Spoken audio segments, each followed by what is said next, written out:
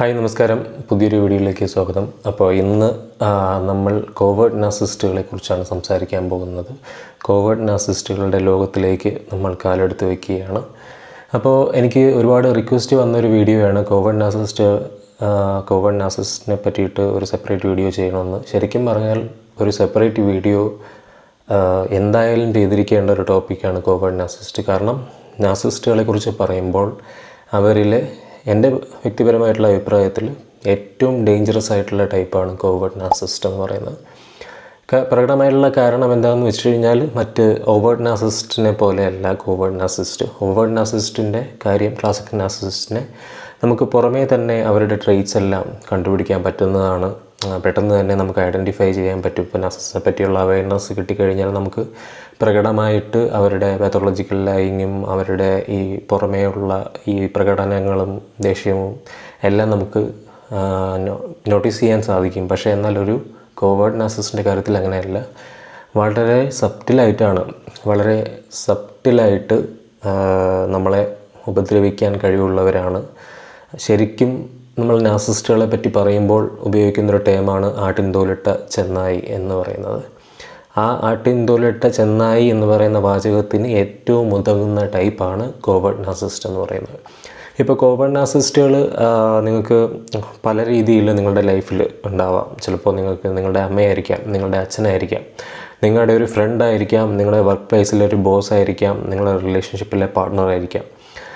അങ്ങനെ ഏത് രീതിയിൽ ഒരു കോവേർട്ട് നാർസിസ്റ്റ് വന്നാലും അത് വളരെ വിഷ്യസായിട്ട് നമ്മളെ താറുമാറാക്കുന്ന ഒരു കാര്യമാണ്. അത് അനുഭവിച്ചവർക്ക് അത് നന്നായിട്ടറിയാം. അതിനൊപ്പം തന്നെ ഈ പല കാര്യങ്ങളും ഞാൻ പറഞ്ഞല്ലോ, ഈ നിങ്ങളുടെ പല ആൾക്കാരായിട്ട് നിങ്ങളുടെ ലൈഫിൽ ഇവർ വരാമെന്നുള്ളത്.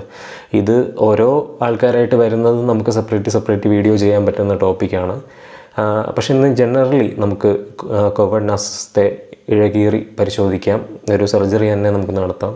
അപ്പോൾ കഴിഞ്ഞ ദിവസം എൻ്റെ വീഡിയോയുടെ താഴെ ഒരു നാർസിസ്റ്റിൻ്റെ കമൻറ്റ് വന്നിട്ടുണ്ടായിരുന്നു. അപ്പോൾ നാർസിസ്റ്റുകളും വീഡിയോ കാണുന്നുണ്ട് എന്ന് അറിഞ്ഞതിൽ സന്തോഷം. അപ്പോൾ എനിക്കും അതാണ് വേണ്ടത്. അപ്പോൾ നമുക്ക് അധികം വൈകിക്കാതെ തന്നെ കോവേർട്ട് നാർസിസ്റ്റുകളെ പറ്റിയുള്ള 5 സയൻസാണ് ഞാനിന്നിവിടെ പറയാൻ പോകുന്നത്. ആ സയൻസ് ഓരോന്നോരോന്നായിട്ടും നമുക്ക് പരിശോധിക്കാം. അതിനൊപ്പം തന്നെ സ്പെസിഫിക് ആയിട്ടുള്ള എക്സാമ്പിൾസിലൂടെ നമുക്ക് ഓരോ സിറ്റുവേഷൻസിലും ഇവരെങ്ങനെയാണ് ബിഹേവ് ചെയ്യുന്നത് എന്നുള്ളത് വെച്ചിട്ട് നമുക്ക് കൃത്യമായിട്ട് ഇത് മനസ്സിലാക്കാം. ഇവരെ സ്പോട്ട് ചെയ്യാം, ഇവരെ നമ്മുടെ ലൈഫിലേക്ക് ഇനിയും വരാതിരിക്കാൻ വേണ്ടിയിട്ട് പ്രിവെൻറ്റ് ചെയ്യാം. വന്നിട്ടുണ്ടെങ്കിൽ അവരിൽ നിന്നും എങ്ങനെയാണ് ഊരി വരേണ്ടത് എന്നുള്ളതും കൂടി നമുക്ക് സംസാരിക്കാം. പേഴ്സണലി എനിക്ക് കോവേർട്ട് നാർസിസ്റ്റിൻ്റെ അബ്യൂസ് അനുഭവിച്ചിട്ടുള്ള ഒരാളാണ്.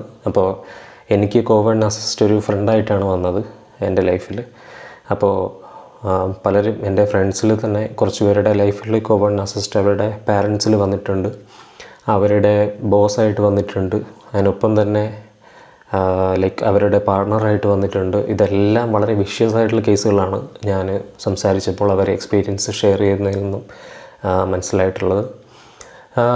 എൻ്റെ കേസിലാണെങ്കിൽ ഇതേപോലെ വളരെ സമർത്ഥമായി മാനിപ്പുലേറ്റ് ചെയ്തിരുന്ന ഒരാളാണ് ഈ കോവേർട്ട് നാർസിസ്റ്റ്. നമ്മൾ ആ ഒരു റിലേഷൻഷിപ്പിന് പുറത്ത് വന്നിട്ട് തിരിച്ച് നമ്മൾ ഈ കാര്യങ്ങളൊക്കെ മനസ്സിലാക്കിയിട്ട് അതിലോട്ട് നോക്കുമ്പോൾ നമ്മൾ ഞെട്ടിപ്പോവും, നമ്മൾ ശരിക്കും ഷോക്ക്ഡായി പോകും. കാരണം നമ്മൾ ഇത്രയും സബ്റ്റിലായിട്ട് നമ്മൾ മാനിപ്പുലേറ്റ് ചെയ്യപ്പെടുന്നു, നമ്മൾ ഗ്യാസ്ലൈറ്റ് ചെയ്യപ്പെടുന്നു, നമ്മുടെ കോൺഫിഡൻസ്, സെൽഫ് എസ്റ്റീം എല്ലാം നശിക്കപ്പെടുന്നു എന്നുള്ളത് നമ്മൾ തിരിച്ചറിയുന്നത് അതിൽ നിന്ന് പുറത്ത് വന്നതിന് ശേഷമായിരിക്കും. കാരണം നമുക്ക് എന്തോ സംതിങ് റോങ് എന്നുള്ള ഫീലിംഗ് നമുക്കുണ്ടാവും, നമ്മൾ കൺഫ്യൂസ്ഡ് ആവും. എന്താണ് സംഭവിക്കുക എന്ന് പോലും നമുക്ക് പലപ്പോഴും തിരിച്ചറിഞ്ഞ് കൊള്ളണമെന്നില്ല. നമ്മുടെ ഒരു ക്യാരക്ടർ തന്നെ കംപ്ലീറ്റ്ലി നശിച്ചു പോയിക്കൊണ്ടിരിക്കുകയാണ് ഇതിനിടയ്ക്ക് എന്നുള്ളത് പ്രത്യേകം ശ്രദ്ധിക്കേണ്ട ഒരു കാര്യമാണ്. അപ്പം എൻ്റെ കാര്യത്തിൽ അങ്ങനെയാണ് സംഭവിച്ചത്. അതിനുശേഷം ഞാൻ തിരിച്ചു വരികയും ഈ കാര്യങ്ങൾ മനസ്സിലാക്കുകയും ആ റിലേഷൻഷിപ്പിൽ നിന്ന് കംപ്ലീറ്റ്ലി ഡിറ്റാച്ച്ഡ് ആവുകയും ചെയ്തു. അങ്ങനെയാണ് അതെനിക്ക് ഹാൻഡിൽ ചെയ്യാൻ പറ്റിയത്.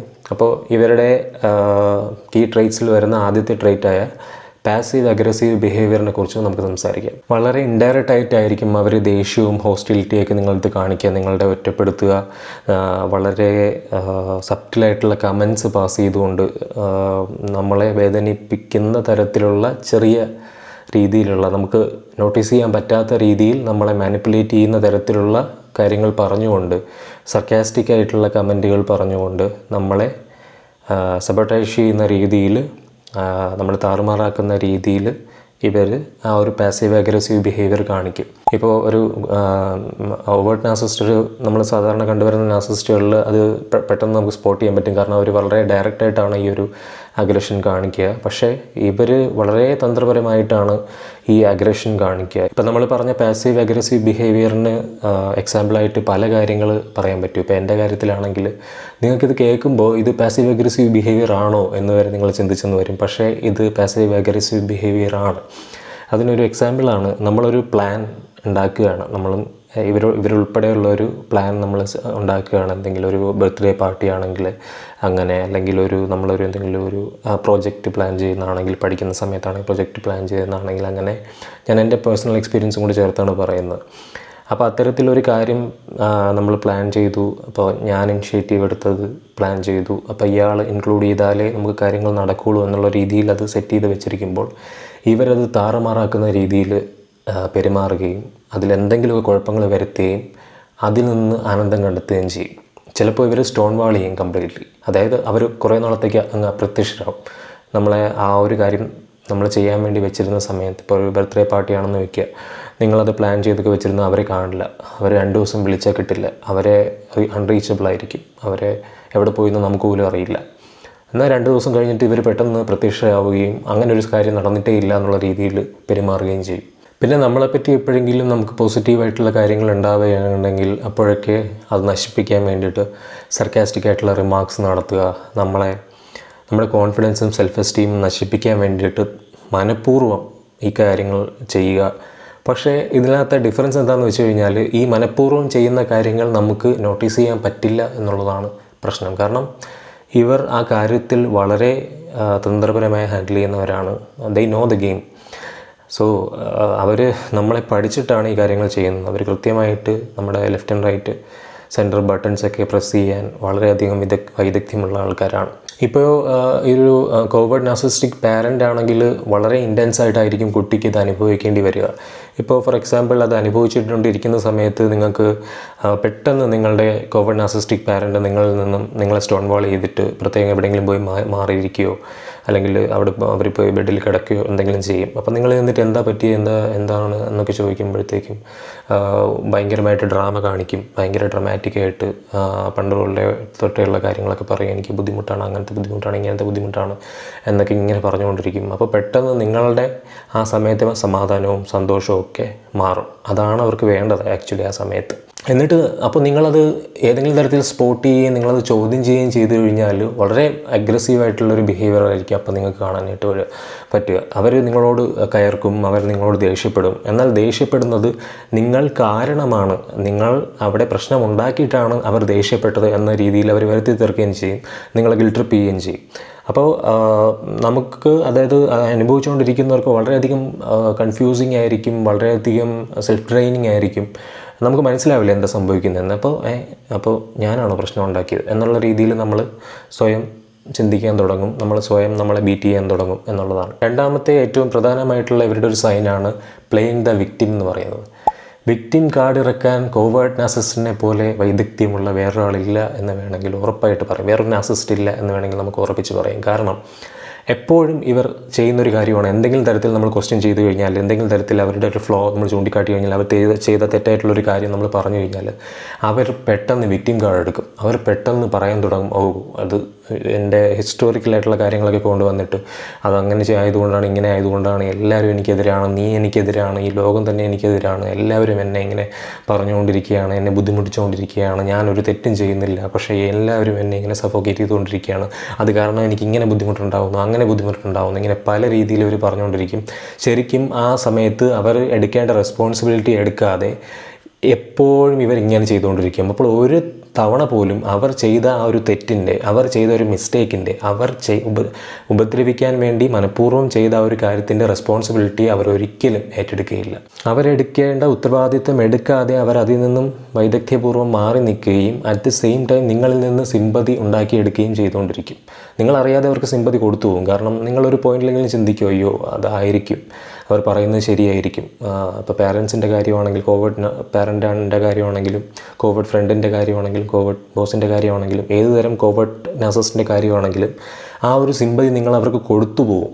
അതാണ് അവരുടെ ആ ട്രിക്കറിയിലൂടെ അവർ നേടിയെടുക്കുന്ന ഒരു കാര്യം. ഇപ്പോൾ ഒരു പാരൻ്റ് ആണെങ്കിൽ അവരിങ്ങനെ നെഞ്ചത്തടിച്ച് കരയുക, സ്വയം അവരെ ഹാം ചെയ്യുക, അയ്യോ ഞാൻ അങ്ങനെ എന്തൊക്കെയാണ് പണ്ട് മുതലേ എന്നെ ട്രീറ്റ് ചെയ്യുന്നത് ഇങ്ങനെയാണ്, എല്ലാ തരത്തിലും വേദനകൾ, എന്തൊക്കെ വേദനകളാണ് അനുഭവിക്കുന്നത് എന്നുള്ള രീതിയിൽ. ഇപ്പോൾ നിങ്ങളൊരു കോവിഡ് നഴ്സിൻ്റെ കുട്ടിയാണെങ്കിൽ നിങ്ങൾ തന്നെ ഉണ്ടായിരുന്ന ഇൻസിഡൻറ്റുകൾ, നിങ്ങൾ തന്നെ അവരോടൊപ്പം ഉണ്ടായ സംഭവങ്ങളും പണ്ട് നടന്ന സംഭവങ്ങളുമൊക്കെ ഇവർ മാനിപ്പുലേറ്റ് ചെയ്യും. അതിങ്ങനെയാണ് സംഭവിച്ചത്, ആ സംഭവത്തിൽ വിക്ടിം ഇവരായിരുന്നു, അതായത് ഈ കോവിഡ് നഴ്സിസ്റ്റ് ആയിരുന്നു ആ സമയത്ത് സംഭവത്തിൽ വിക്ടിം.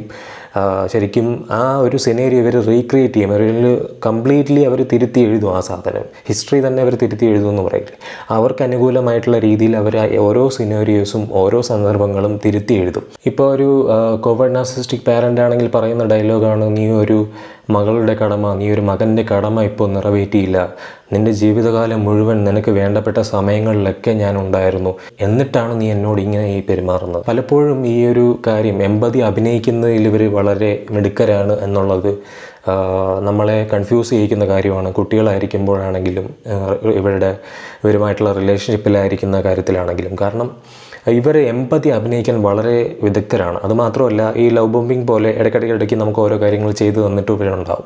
അപ്പോൾ ഈ പല കാര്യങ്ങൾ ചെയ്തു തന്നിട്ടുള്ളത് കൊണ്ട് തന്നെ ഇവർ പറയുമ്പോൾ ഇവർ എടുക്കുന്ന ഒരു മെയിൻ ഡയലോഗാണ്, ഇറക്കുന്ന ഒരു മെയിൻ ഡയലോഗാണ്, നിനക്ക് ആ സാഹചര്യങ്ങളെല്ലാം ഞാൻ കൂടെ ഉണ്ടായിരുന്നു, ആ കാര്യങ്ങളൊക്കെ ഞാൻ ചെയ്തു തന്നിട്ടുള്ളായിരുന്നു, എന്നിട്ടും നിനക്ക് എന്നോടൊരു ഇതില്ല, എന്നോടൊരു എന്താ പറയുക കൺസേൺ ഇല്ല, അല്ലെങ്കിൽ എന്നിട്ടും നീ എന്നോട് ഇങ്ങനെ പെരുമാറുന്നു എന്നുള്ള രീതിയിൽ, നിങ്ങളെ ക്രൂശിക്കുന്ന രീതിയിൽ, നിങ്ങളെ വേദനിപ്പിക്കുന്ന രീതിയിൽ, നിങ്ങളിൽ വിഷമം ഉണ്ടാക്കുന്ന രീതിയിൽ, നിങ്ങളുടെ സന്തോഷത്തെ നശിപ്പിക്കുന്ന രീതിയിലുള്ള ഒരു കമൻറ്റ് വളരെ സബ്റ്റിലായിട്ട് അവർ പാസ്സാക്കും എന്നുള്ളതാണ്. അപ്പോൾ നമുക്ക് ഇത് വളരെ സോഫ്റ്റായിട്ട്, അല്ലെങ്കിൽ ഇത് വളരെ കാമായിട്ട് അവർ ചെയ്യുന്നൊരു കാര്യമായതുകൊണ്ട് നമുക്ക് അത് ഉണ്ടാക്കുന്ന വേദന പ്രകടമായിട്ട് നമുക്ക് മനസ്സിലാവുക പോലുമില്ല. കാരണം അത്രയും ഷാർപ്പായിട്ട് ഇത് റീഡ് ചെയ്ത് ചെയ്യുന്ന ആളാണ് ഒരു കോവിഡ് നാർസിസിസ്റ്റ്. പിന്നെ മൂന്നാമത്തെ സൈൻ നിങ്ങൾക്ക് എല്ലാവർക്കും അറിയുന്നൊരു സൈനാണ് ഗ്യാസ് ലൈറ്റിംഗ് എന്ന് പറയുന്നത്. ഗ്യാസ് ലൈറ്റിംഗ് കോവിഡ് നാർസിസ്റ്റുകളിൽ എങ്ങനെയാണ്, കോവിഡ് നാർസിസ്റ്റുകളുടെ ഗ്യാസ് ലൈറ്റിങ്ങിനെ പറ്റി പറയുമ്പോൾ ഞാൻ ചിരിക്കാനായിട്ടുള്ള കാരണം, ഏറ്റവും വിഷ്യസായിട്ട് ഗ്യാസ് ലൈറ്റിംഗ് ചെയ്യുന്ന ഒരു നാർസിസ്റ്റാണ് ഒരു കോവിഡ് നാർസിസ്റ്റ് എന്ന് പറയുന്നത്. കാരണം അവർ കോമൺലി പറഞ്ഞുകൊണ്ടിരിക്കുന്ന ഡയലോഗ്സാണ്, അവർ ചെയ്തൊരു മിസ്റ്റേക്ക്, നമ്മുടെ കണ്ണിന് മുമ്പിൽ നമ്മൾ കണ്ട മിസ്റ്റേക്ക്, അവർ പറഞ്ഞൊരു കാര്യം നമ്മൾ തിരിച്ചവരെ ചോദ്യം ചെയ്യുമ്പോഴത്തേക്കും നീ ഭയങ്കര ഓവർ റിയാക്ട് ചെയ്യുകയാണ്, നീ എന്തിനാണ് ഇത്രയും റിയാക്ട് ചെയ്യുന്നത്, ഇത്ര എക്സാഗ്രേറ്റ് ചെയ്ത് കാണിക്കേണ്ട കാര്യമാണ്, ഇങ്ങനെയാണ് നീ ഡ്രാമ കാണിക്കേണ്ട കാര്യം എന്താണ്, ഞാൻ ഇങ്ങനെ ഒരു കാര്യം പറഞ്ഞു എന്ന് വെച്ചിട്ട് നീ എന്തിനാണ് അത്ര ഓവർ റിയാക്ട് ചെയ്യുന്നത്, വേറെ ആരും എൻ്റെ സ്ഥാനത്ത് വേറെ ആരും ആയിരുന്നെങ്കിൽ ഇങ്ങനെയൊന്നും റിയാക്ട് ചെയ്യില്ലായിരുന്നു എന്നിവർ പറയും. അതുമാത്രമല്ല, ചില കാര്യങ്ങൾ നമ്മൾ ഇതുപോലെ അവർ ചൂണ്ടിക്കാണിച്ച്, അവർ മുമ്പ് ചെയ്തിട്ടുള്ള കാര്യങ്ങൾ പലതും ചൂണ്ടിക്കാണിച്ചു കഴിഞ്ഞാൽ, നീ ഇത് ഓരോന്നും ഇങ്ങനെ സങ്കല്പിച്ച് കൂട്ടുന്നതാണ്, നിനക്ക് എന്തോ കാര്യമായിട്ട് പ്രശ്നമുണ്ട്, നീ ആവശ്യമില്ലാതെ ഓരോ കാര്യങ്ങൾ ഇങ്ങനെ ഇമാജിൻ ചെയ്ത് അതിങ്ങനെ ഉണ്ടാക്കിയെടുത്തിട്ട് അത് ഞാൻ അങ്ങനെ ചെയ്തു ഇങ്ങനെ ചെയ്തു എന്നൊക്കെ ഉള്ള രീതിയിൽ പറഞ്ഞു കഴിഞ്ഞാൽ അങ്ങനെ ഒരു കാര്യമേ സംഭവിച്ചിട്ടില്ലല്ലോ, പിന്നെ എങ്ങനെയാണ് നീ പറയുന്ന കാര്യങ്ങളൊക്കെ ശരിയാവുന്നത്? ഇങ്ങനെ പറയുമ്പോൾ നമ്മൾ ശരിക്കും നമ്മുടെ റിയാലിറ്റിയെ പോലും നമ്മൾ അവിശ്വസിച്ച് പോകും. നമ്മൾ വിചാരിക്കുന്നതേ അപ്പം ഞാനാണോ തെറ്റ് ചെയ്തത്, അപ്പം ശരിക്കും അങ്ങനെ ഒരു സംഭവം സംഭവിച്ചിട്ടില്ലേ എന്നുള്ള രീതിയിൽ നമ്മൾ സ്വയം നമ്മളെ പഴിക്കാൻ തുടങ്ങും. നീ വളരെ സെൻസിറ്റീവായിട്ടുള്ള ആളാണ്, അതുകൊണ്ടാണ് ഈ കാര്യങ്ങളൊക്കെ ഇത്രയും സീരിയസ് ആയിട്ട് എടുക്കുന്നത്. ഇതൊക്കെ വളരെ സിമ്പിളായിട്ടുള്ള കാര്യങ്ങളല്ലേ, ഞാൻ എൻ്റെ ജീവിതത്തിൽ കണ്ടിട്ടില്ല ഒരാൾ ഇത്രയും സെൻസിറ്റീവായിട്ട് ഓരോ കാര്യങ്ങൾ എടുക്കുന്നത്. ഇങ്ങനെയുള്ള ഡയലോഗ്സൊക്കെ അവർ പറയും. അപ്പോൾ ശരിക്കും ആ ഗ്യാസ് ലൈറ്റിങ്ങിൻ്റെ ഏറ്റവും ഭീകരമായിട്ടുള്ള ഒരു വിഷം നമ്മളിലേക്ക് കുത്തി ഇറക്കാൻ കഴിവുള്ളവരാണ്, അല്ലെങ്കിൽ കുത്തി ഇറക്കുന്നവരാണ് ഈ കോവിഡ് നാർസിസ്റ്റുകൾ. പിന്നെ നാലാമത്തെ ഇവരുടെ ഒരു സൈനാണ് ട്രയാങ്കുലേഷൻ എന്ന് പറയുന്നത്. ട്രയാങ്കുലേഷൻ എൻ്റെ ഒരു എക്സ്പീരിയൻസും കൂടെ ആഡ് ചെയ്തുകൊണ്ട് ഞാൻ പറയാം. ഇവർ ട്രയാങ്കുലേഷൻ എന്താണ് ചെയ്യുന്നതെന്ന് വെച്ച് കഴിഞ്ഞാൽ, നമ്മളിലുള്ള കൺട്രോളും അറ്റൻഷനും മെയിൻറ്റെയിൻ ചെയ്യുന്നതിന് വേണ്ടിയിട്ടാണ് ഇവർ തന്ത്രപരമായിട്ട് ട്രയാങ്കുലേഷൻ ഉപയോഗിക്കുന്നത്. എങ്ങനെയാണെന്ന് വെച്ച് കഴിഞ്ഞാൽ, ഇതുപോലെ മറ്റൊരാളിനെ ഇതിനിടയിൽ കൊണ്ടുവന്നിട്ട്, അല്ലെങ്കിൽ മറ്റാൾക്കാരെ നമ്മുടെ ഈ കോവിഡ് നാർസിസ്റ്റുമായിട്ടുള്ള റിലേഷൻഷിപ്പിനിടയിലോട്ട് കൊണ്ടുവന്നിട്ട് അവരെക്കുറിച്ച് ഈ പറയുന്ന പോലെ മോശം പറയുക, അവരെക്കുറിച്ച് ഈ തെറ്റായിട്ടുള്ള കാര്യങ്ങൾ ഗോസിപ്പുകൾ പറയുക, ഇല്ലാത്ത കാര്യങ്ങൾ അവരെക്കുറിച്ച് പറയുക, അല്ലെങ്കിൽ ഇല്ലാത്ത ഹിസ്റ്ററി, അവരുടെ ഹിസ്റ്ററി ഉണ്ടാക്കി പറയുക, ഇല്ലാത്ത അവരുടെ കഥകൾ ഉണ്ടാക്കി പറയുക, അങ്ങനെയൊക്കെ പറഞ്ഞുകൊണ്ട് ഇവർ നമ്മളെ അതിൽ ഹുക്ക് ചെയ്ത് വെക്കും. ശരിക്കും നമ്മൾ ആ കഥകളിൽ വിശ്വസിക്കുകയും അവർ ചെയ്യുന്ന കാര്യങ്ങളിൽ വിശ്വസിക്കുകയും അയാൾ അങ്ങനെയാണെന്ന് വിശ്വസിക്കുകയും ചെയ്ത് നമ്മളത് പൂർണ്ണമായിട്ട് അതിനകത്ത് അവരുടെ തന്ത്രപരമായിട്ടുള്ള ടാക്ടിക്കലി ഇൻവെസ്റ്റഡ് ആയിട്ടിരിക്കുമ്പോൾ അവരെന്താണ് ഈ ട്രയാങ്കിളിലൂടെ നേടുന്നതെന്ന് വെച്ച് കഴിഞ്ഞാൽ അവരിവിടെ കൺട്രോളും അവരുടെ ഒരു അറ്റൻഷനും ഉറപ്പ് വരുത്തിക്കൊണ്ടിരിക്കുകയാണ്. അതായത് നമ്മളിൽ നിന്ന് അറ്റൻഷൻ കിട്ടുന്നുണ്ട്, നമ്മൾ കൺട്രോൾ കിട്ടുന്നുണ്ട് എന്നുള്ളത് ഉറപ്പ് വരുത്തിക്കൊണ്ടിരിക്കുകയാണ്. കാരണം ഹൈലി ഇൻസെക്യൂർ ആയിട്ടുള്ള ഒരാളാണ് ഈ കോവേർട്ട് നാർസിസിസ്റ്റ് എന്ന് പറയുന്നത്. അപ്പോൾ അതുകൊണ്ട് അയാൾക്ക് എപ്പോഴും ഈ കൺട്രോളും അറ്റൻഷനും ആവശ്യമാണ്. അതുകൊണ്ടാണ് ഈ ബ്രെഡ് ക്രംസ് ഒക്കെ അയാൾ ചെയ്യുന്നത്. ബ്രെഡ് ക്രംസ് എന്ന് വെച്ച് കഴിഞ്ഞാൽ നിങ്ങൾക്ക് അറിയാമല്ലോ, ഈ റിലേഷൻഷിപ്പിലേക്ക് കടക്കാതെ തന്നെ ആ ഒരു അറ്റൻഷനും ആ ഒരു കൺട്രോളും നമ്മളിൽ നിന്ന് എടുക്കുക അല്ലെങ്കിൽ നമുക്ക് ആവശ്യത്തിന് തരിക എന്നുള്ളൊരു പ്രോസസ്സാണ് ബ്രെഡ് ക്രംസ്. അത് ആദ്യം റിലേഷൻഷിപ്പിലേക്ക് വരുന്നതിന് മുമ്പ് ഇവർ ചെയ്യുന്ന ഒരു കാര്യമാണ്. അപ്പോൾ ഇത്തരത്തിൽ നിങ്ങളിപ്പോൾ ഒരു കോവേർട്ട് നാർസിസിസ്റ്റുമായിട്ടുള്ള ഒരു ഫാമിലി റിലേഷൻഷിപ്പിലാണെങ്കിൽ നിങ്ങളെ കോമൺ ഫാമിലി ഫ്രണ്ട്സിനെ അല്ലെങ്കിൽ ഫാമിലിയിലെ റിലേറ്റീവ്സിനെ അവരെ പറ്റിയിട്ട് മോശം പറഞ്ഞുകൊണ്ട്, അവരെ പറ്റിയിട്ട് ഈ പറഞ്ഞ പോലെ ഇല്ലാത്ത കഥകൾ ഉണ്ടാക്കി പറഞ്ഞുകൊണ്ട്, അല്ലെങ്കിൽ അവരുടെ കുറ്റങ്ങളൊക്കെ പറഞ്ഞുകൊണ്ട് ഈ ഒരു കൺട്രോളും ഈ ഒരു അറ്റൻഷനും മെയിൻറ്റെയിൻ ചെയ്യുക എന്നുള്ളതാണ്. ഇവിടെ അപ്പോൾ നമ്മുടെ ഓട്ടോമാറ്റിക്കലി ഈ കോവേർട്ട് നാർസിസിസ്റ്റിൻ്റെ മോശമായിട്ടുള്ള കാര്യങ്ങളെക്കുറിച്ച് അല്ലെങ്കിൽ കോവേർട്ട് നാർസിസിസ്റ്റിൻ്റെ തെറ്റായിട്ടുള്ള കാര്യങ്ങളെക്കുറിച്ച് നമ്മൾ ചൂണ്ടിക്കാണിച്ചുകൊണ്ടിരിക്കുന്ന സമയമായിരിക്കാം, അല്ലെങ്കിൽ അത് നമ്മൾ സ്പോട്ട് ചെയ്തിട്ടുണ്ട് മനസ്സിലാക്കിയിട്ടുള്ള സമയമായിരിക്കാം. അതിൽ നിന്ന് നമ്മളെ തന്ത്രപരമായിട്ട് ഡിസ്ട്രാക്ട് ചെയ്യാൻ വേണ്ടിയിട്ടാണ് ഇവർ മറ്റൊരാളിനെ ഇതിലേക്ക് കൊണ്ടുവന്ന് ഒരു ട്രയാങ്കിൾ ക്രിയേറ്റ് ചെയ്യുന്നത്, റിലേഷൻഷിപ്പ് ക്രിയേറ്റ് ചെയ്യുന്നത്. അപ്പോൾ പെട്ടെന്ന് നമ്മുടെ അറ്റൻഷൻ ആ മറ്റേ ആളിലേക്ക് പോവുകയും നമ്മളും കൂടെ ആ ഗോസിപ്പിൻ്റെ ഭാഗമായി അത് എൻജോയ് ചെയ്തുകൊണ്ടിരിക്കുകയും ആ എൻജോയ് ചെയ്യൽ നമ്മൾ നടക്കുമ്പോൾ അത് കൃത്യമായിട്ട് നോട്ടീസ് ചെയ്യുന്ന കോവേർട്ട് നാർസിസിസ്റ്റ് അയാളുടെ കൺട്രോളും അയാളുടെ അറ്റൻഷനും അവിടെ ഇപ്പോൾ ഉണ്ട് എന്ന് ഉറപ്പ് വരുത്തുകയാണ് ചെയ്യുന്നത്. ഈ ട്രയാങ്കുലേഷനിൽ ഇപ്പോൾ എനിക്ക് പേഴ്സണലി അനുഭവം ഉള്ളതുകൊണ്ട് എനിക്ക് കൃത്യമായിട്ടത് പറയാൻ പറ്റും. എൻ്റെ ഒരു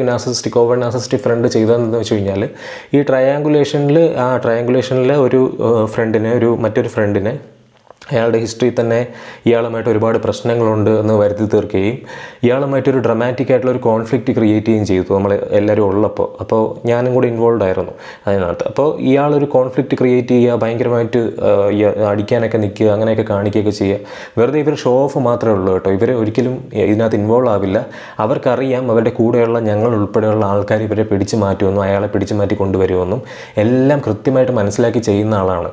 അപ്പോൾ ആ ഡ്രാമയും ആ ഒരു കാര്യം എന്തിനാണ് അവരൊരു അൺനെസസറി ഡ്രാമ അയാൾ ക്രിയേറ്റ് ചെയ്തത് എന്തെന്ന് വെച്ച് കഴിഞ്ഞാൽ വീണ്ടും അയാളിലേക്ക് അറ്റൻഷൻ വരാനും അവർ ഹുക്ക് ചെയ്ത് നിർത്തിയിരിക്കുന്ന ആൾക്കാർ അവരെ കൂടുതൽ അവർക്ക് അറ്റൻഷൻ കൊടുക്കാനും അവരിൽ ഇൻവെസ്റ്റഡ് ആകാനും അതിലൂടെ അവരെ എല്ലാം കൺട്രോൾ ചെയ്ത് നിർത്താനും ഇയാൾ കാണിച്ചു കൂട്ടലുകളൊക്കെയാണ് ഈ കാര്യങ്ങൾ. ഇനി അഞ്ചാമത്തെ ഒരു ക്ലിയർ കട്ട് സൈൻ പറഞ്ഞുതരാം. അത് നമുക്ക് ഗുണകരമായിട്ടുള്ളൊരു കാര്യമാണ്. നമുക്ക് നാർസിസിസ്റ്റിനെ സ്പോട്ട് ചെയ്യാനും അവരുടെ ഈ ഗെയിമിനെ പെട്ടെന്ന് ഒന്ന് പൊളിക്കാനും ഒക്കെ കഴിയുന്നൊരു കാര്യമാണ്.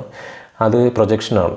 ഇപ്പോൾ പ്രൊജക്ഷൻ എന്ന് പറയുന്നത് കൃത്യമായിട്ട് നിങ്ങൾ അവരുടെ ഒരു തെറ്റ് ചൂണ്ടിക്കാണിക്കുകയാണ്. നിങ്ങൾ അവർ ചെയ്തതിലെ അവരുടെ ബിഹേവിയറിലെ ഒരു ക്ലിയർ ആയിട്ടുള്ള മിസ്റ്റേക്ക്, ഒരു ക്ലിയർ ആയിട്ടുള്ള അബ്യൂസ് നിങ്ങൾ ചൂണ്ടിക്കാണിക്കുകയാണെങ്കിൽ അവർ തിരിച്ച് നമ്മളെ ആയിരിക്കും ബ്ലെയിം ചെയ്യുക. അപ്പോൾ നീ കോവേർട്ട് നാർസിസിസ്റ്റ് ആണ്, നിങ്ങളൊരു നാർസിസ്റ്റിക് ആയിട്ടുള്ള പേഴ്സൺ ആണ്, അല്ലെങ്കിൽ നീ വളരെ മാനിപ്പുലേറ്റീവ് ആണ്, നിങ്ങൾ ഗ്യാസ് ലൈറ്റ് ചെയ്യാണ് ഇപ്പോൾ എന്നെ, നിങ്ങൾ ഗിൽട്ട് ട്രിപ്പ് ചെയ്യാണ് ഇപ്പോൾ എന്നെ ചെയ്യുന്നതെന്ന് പറഞ്ഞു കഴിഞ്ഞാൽ അതേ വേർഡ്സ് തന്നെ അവർ നമുക്കെതിരെ ഉപയോഗിക്കും. നീയാണ് ഗ്യാസ് ലൈറ്റ് ചെയ്യുന്നത്, നീ ഇപ്പോൾ എന്നെ മാനിപ്പുലേറ്റ് ചെയ്യുകയാണ്, നീ ഇപ്പോൾ എന്നിൽ കൺട്രോൾ എടുക്കാൻ ശ്രമിക്കുകയാണ്, ശരിക്കൊരു നാർസിസ്റ്റാണ്, നീ ശരിക്കൊരു വിഷ്യസ് പേഴ്സൺ ആണ്, നീ ശരിക്കും എന്നെയാണ് ദ്രോഹിച്ചുകൊണ്ടിരിക്കുന്നത്, നീ പറയുന്നത് ഞാനാണ് നാർസിസ്റ്റ്, പക്ഷേ നീയാണ് യഥാർത്ഥ നാർസിസ്റ്റ്, നീയാണ് ഇങ്ങനെ ചെയ്യുന്നത്. അപ്പോൾ ഇതിനകത്ത് നമുക്ക് എങ്ങനെയാണ് ഇത് കൃത്യമായിട്ട് മനസ്സിലാക്കാൻ ഇവരെ പിടിക്കാൻ പറ്റുക എന്ന് വെച്ച് കഴിഞ്ഞാൽ ഇവരറിയാതെ തന്നെ അവരുടെ സ്വഭാവങ്ങൾ തന്നെ ഇതിൽ വിളിച്ച് പറഞ്ഞുകൊണ്ടിരിക്കും. അതായത് ഇപ്പോൾ നിങ്ങൾ പറയുകയാണ് നിങ്ങൾ നാർസിസ്റ്റിക്കാണ്, നിങ്ങൾ എന്നെ ഗ്യാസ് ലൈറ്റ് ചെയ്തു എന്ന് പറയുകയാണെങ്കിൽ നീ മാനിപ്പുലേറ്റീവാണ്, നീ കൺട്രോളിങ് ആണ് എന്നൊക്കെയുള്ള വാക്കുകൾ അവർ ഉപയോഗിക്കും. കാരണം അവർക്ക് ഉള്ളിലറിയാം, സബ് കോൺഷ്യസ്ലി അവർക്കറിയാം അവർ കൺട്രോളിങ് ആണ്, അവർ മാനിപ്പുലേറ്റീവ് ആണ് എന്നുള്ളത്. കാരണം ഇവർ നമ്മളെ കൃത്യമായി മനസ്സിലാക്കിയിട്ട് നമ്മളെ ദ്രോഹിക്കുക തന്നെയാണ് ചെയ്യുന്നത്. അത് 100% ഷുവറാണ്. നിങ്ങൾ പലരും വിചാരിക്കുന്നുണ്ടാവും ഈ കോവേർട്ട് നാർസിസ്റ്റിക് അബ്യൂസ് ഒരുപാട് കാലം അനുഭവിച്ചവർ ഇപ്പോഴും വിചാരിക്കുന്നുണ്ടായിരിക്കാം ചിലപ്പോൾ അവർ പാവമായിരിക്കും, ചിലപ്പോൾ അവർ ചെയ്തതിൽ എന്തെങ്കിലും ഇതുണ്ടായിരിക്കും, അറിയാതെ പറ്റിപ്പോയതായിരിക്കും, ചിലപ്പോൾ കുറേ സഹായങ്ങളൊക്കെ എനിക്ക് ചെയ്ത ആളാണല്ലോ, അല്ലെങ്കിൽ കുറേ പോസിറ്റീവായിട്ടുള്ള കാര്യങ്ങൾ ചെയ്ത ആളാണല്ലോ, അവരുടെ സാഹചര്യങ്ങൾ കൊണ്ട് അങ്ങനെ ആയിപ്പോയതായിരിക്കും എന്നൊക്കെ നിങ്ങൾ ചിന്തിക്കുന്നുണ്ടായിരിക്കും. പക്ഷേ നിങ്ങൾ മനസ്സിലാക്കേണ്ട ഒരു കാര്യം എന്ന് പറയുന്നത് നിങ്ങളെ കൃത്യമായി ദ്രോഹിക്കാൻ വേണ്ടി തന്നെയാണ് അവർ ഈ കാര്യങ്ങളെല്ലാം ചെയ്തത്. അവർക്ക് ഈ കാര്യങ്ങളെല്ലാം കൃത്യമായിട്ട് അറിയുകയും ചെയ്യും. 100% ഉറപ്പ് തരാൻ പറ്റുന്ന കാര്യമാണ് എനിക്കത്. കാരണം ഞാനത് എവിഡൻസ് സഹിതം മനസ്സിലാക്കിയിട്ടുള്ളൊരു കാര്യമാണ്. അവർ മനഃപൂർവ്വം നിങ്ങളെ അറിഞ്ഞുകൊണ്ട് തന്നെ ദ്രോഹിക്കുന്നതാണ്. ഞാനിപ്പോൾ ഇതിൻ്റെ സൊല്യൂഷൻസൊക്കെ പറയുമല്ലോ, ബൗണ്ടറീസ് സെറ്റ് ചെയ്യുക, നിങ്ങൾ ഇതിന്ന് പുറത്തു വന്ന് തെറാപ്പി എടുക്കുക, നിങ്ങൾ ഇവരുടെ ഡോക്യുമെൻ്റ് ചെയ്യാൻ പറ്റുന്ന എല്ലാ കാര്യങ്ങളും ഡോക്യുമെൻ്റ് ചെയ്യുക, ഇവരുടെ വോയിസ് റെക്കോർഡിങ്സ്, ഇവരുടെ അബ്യൂസീവായിട്ടുള്ള ആക്റ്റുകൾ ഏതൊക്കെ തരത്തിൽ നിങ്ങൾക്ക് റെക്കോർഡായിട്ട് സൂക്ഷിക്കാൻ പറ്റുമോ അതെല്ലാം റെക്കോർഡ് ചെയ്ത് സൂക്ഷിക്കുക, സപ്പോർട്ട് ഗ്രൂപ്പുകൾ ജോയിൻ ചെയ്യുക എന്നൊക്കെ ഞാൻ എല്ലാ വീഡിയോകളിലും സൊല്യൂഷൻസായിട്ട് പറയാറുള്ളതാണ്. പക്ഷേ ഇതിനകത്ത് ഏറ്റവും പ്രധാനമായിട്ട് നിങ്ങൾ മനസ്സിലാക്കേണ്ട കാര്യം എന്ന് പറയുന്നത്, U deserve A respectful relationships, loving relationships, healthy relationships. നിങ്ങൾ അത് ഡിസേർവ് ചെയ്യുന്നുണ്ട്. നിങ്ങൾ ഒരിക്കലും നിങ്ങളെ പഴിക്കാൻ പാടില്ല. നിങ്ങളുടെ ഹെൽത്തി സെൽഫ് എസ്റ്റീം ബിൽഡ് ചെയ്യുകയാണ് നിങ്ങൾ ചെയ്യേണ്ടത്. നാർസിസിസത്തിൻ്റെ എക്സാക്റ്റ് ഓപ്പോസിറ്റായിട്ട് വരുന്ന കാര്യം എന്ന് പറയുന്നത് ഹെൽത്തി സെൽഫ് എസ്റ്റീമാണ്. ഒരു ഹെൽത്തി ആയിട്ടുള്ള സെൽഫ് എസ്റ്റീം ബിൽഡ് ചെയ്ത് കഴിഞ്ഞാൽ നിങ്ങൾക്ക് പിന്നെ മറ്റൊരു കാര്യത്തിനെയും പേടിക്കേണ്ട ആവശ്യമില്ല. അതുകൊണ്ട് തന്നെ ഒരു നാർസിസിസ്റ്റിൻ്റെ കയ്യിൽ നിന്നും, ഒരു നാർസിസിസ്റ്റിൻ്റെ ഭാഗത്തു നിന്നും കംപ്ലീറ്റ്ലി ഡിറ്റാച്ച്ഡ് ആവുക. ഡിറ്റാച്ച്ഡ് ആയി കഴിഞ്ഞാൽ തന്നെ ഒരുപാട് വർഷം കഴിഞ്ഞാലേ ആ ഒരു ബിഹേവിയറൽ പാറ്റേൺസിലൊക്കെ ചേഞ്ച് ഉണ്ടായ ശേഷം നിങ്ങളൊരു നർച്ചറിങ് ആയിട്ടുള്ള എൻവയൺമെൻറ്റിൽ നിന്നുകൊണ്ട് നിങ്ങളിൽ മാറ്റങ്ങളൊക്കെ വന്നു തുടങ്ങുള്ളൂ. അങ്ങനെ മാറ്റങ്ങൾ പൂർണ്ണമായിട്ട് വരുമ്പോഴായിരിക്കും ഓരോ കാര്യങ്ങളും, അന്ന് സംഭവിച്ച കാര്യങ്ങളെല്ലാം നിങ്ങൾ കൃത്യമായിട്ട് തിരിച്ചറിയുന്നത്. കൂടുതൽ നിങ്ങൾ നാർസിസിസത്തെ പറ്റി അവെയർ ആവുകയും ചെയ്യുമ്പോഴാണ്. അപ്പോൾ അങ്ങനെ ഒരു അവെയർനെസ് ഉണ്ടാക്കണമെങ്കിൽ നിങ്ങൾ കംപ്ലീറ്റ് ഒരു ഡിറ്റാച്ച്മെൻറ്റ്, കംപ്ലീറ്റ് ഒരു ബൗണ്ടറി കീപ്പിംഗ് ഇവരിൽ നിന്നും ഉണ്ടാക്കിയെടുത്തേ മതിയാവുള്ളൂ. കാരണം ഒരു ചെറിയൊരു ഡോർ ഓപ്പണിംഗ് പോലും വളരെ തന്ത്രപരമായിട്ട് പ്രയോഗിക്കാൻ അല്ലെങ്കിൽ ഉപയോഗപ്പെടുത്താൻ കഴിയുന്ന ആൾക്കാരാണ് കോവേർട്ട് നാർസിസിസ്റ്റുകൾ. പിന്നെ ഒരു ഫിയർ ഓഫ് അബാൻഡൻമെൻറ്റ് അവർക്ക് നന്നായിട്ടുണ്ട്. അത് ക്രിയേറ്റ് ചെയ്യാനും, നിങ്ങളൊരു ഒബ്ലിഗേഷൻ ക്രിയേറ്റ് ചെയ്യാനും ഇവരെപ്പോഴും ശ്രമിച്ചുകൊണ്ടിരിക്കും. കാരണം നിങ്ങളുടെ കടപ്പാടുള്ളവരാണ്, നിങ്ങൾ കടപ്പെട്ടിരിക്കുന്നു, അയാളോട് കടപ്പെട്ടിരിക്കുന്നു എന്നുള്ളത് നിങ്ങളെ അടിച്ചേൽപ്പിച്ചുകൊണ്ടിരിക്കും. നിങ്ങൾ ആരോടും ഒരു കടപ്പാടും കാണിക്കേണ്ട കാര്യമില്ല. നിങ്ങൾ കടപ്പാട് കാണിക്കേണ്ടത് നിങ്ങളുടെ വെൽബീയിങ്ങിനോട് മാത്രമാണ്, നിങ്ങളുടെ മെൻ്റൽ ഹെൽത്തിനോട് മാത്രമാണ് നിങ്ങൾ കടപ്പെട്ടിരിക്കേണ്ടത്. അതുകൊണ്ട് വേറെ ഒരു വ്യക്തിയെയും നിങ്ങളുടെ ലൈഫിലേക്ക് കൊണ്ടുവരരുത്. നിങ്ങൾ കംപ്ലീറ്റ്ലി ജെനുവിനായിട്ടുള്ള പേഴ്സണാണെന്നും നിങ്ങളുടെ ഭാഗത്ത് ഒരു തെറ്റുമില്ലെന്ന് അവർക്കറിയാം എന്നുള്ള സത്യം നിങ്ങൾ മനസ്സിലാക്കുക. ഈ ഒരു സത്യം നിങ്ങൾ മനസ്സിലാക്കുന്നത് ചിലർക്ക് ഷോക്കിംഗ് ആയിട്ടുള്ള ഫാക്റ്റായിരിക്കും, ചിലർക്ക് വളരെ ആശ്വാസം നൽകുന്ന ഫാക്റ്റായിരിക്കും, ചിലർക്ക് ഇപ്പോഴും അത് ദഹിച്ചു കൊള്ളണമെന്നില്ല. പക്ഷേ നിങ്ങൾക്ക് ദഹിച്ചാലും ദഹിച്ചില്ലെങ്കിലും അതാണ് സത്യം. അവർക്ക് അറിയാം. അവർ അറിഞ്ഞുകൊണ്ട് തന്നെയാണ് ഈ കാര്യങ്ങളെല്ലാം ചെയ്യുന്നത്. സോ ഇത്രയും പറഞ്ഞുകൊണ്ട് ഇന്നത്തെ വീഡിയോ ഞാൻ അവസാനിപ്പിക്കുകയാണ്. നമുക്ക് പുതിയൊരു വീഡിയോ ആയിട്ട് അടുത്ത ദിവസങ്ങളിൽ വീണ്ടും കാണാം. അപ്പോൾ അതുവരേക്കും